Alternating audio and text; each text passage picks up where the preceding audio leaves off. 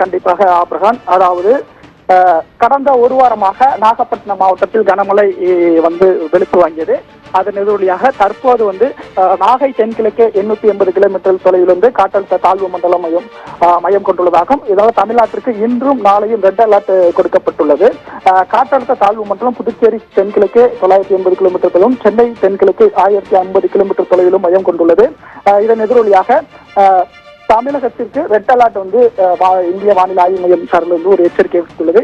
இந்த எச்சரிக்கையை தொடர்ந்து டெல்டா மாவட்டங்களில் நாகப்பட்டினம், திருவாரூர், மயிலாடுதுறை, தஞ்சாவூர் மாவட்டங்களுக்கு கனமழை பெய்யக்கூடிய ஒரு ரெட் அலர்ட் விடுக்கப்பட்டுள்ளது. இதன் எதிரொலியாக நாகப்பட்டினம் மாவட்ட ஆட்சியர் இன்று ஒரு அறிவிப்பை வெளியிட்டுள்ளார். அதாவது பள்ளி மற்றும் கல்லூரிகளுக்கு நாளை ஒரு நாள் மட்டும் விடுமுறை அளித்துள்ளார். அதாவது எப்போதுமே பள்ளி விடுமுறை முதல் நாள் காலை, நாளைக்கு விடுமுறை என்றால் நாளை காலை 7 மணி அல்லது 8 மணிக்கு அறிவிப்பானது விடப்படும். ரெட் அலர்ட் அறிவிப்பு வெளியான நிலையில் தற்போது மாவட்ட ஆட்சியர் இந்த ஒரு அறிவிப்பை தற்போது வெளியிட்டுள்ளார். அதாவது நாளைக்கு பள்ளி மற்றும் கல்லூரிகளுக்கு விடுமுறை அளிக்கப்பட்டுள்ளதாக ஒரு தகவலை வெளியிட்டுள்ளார்.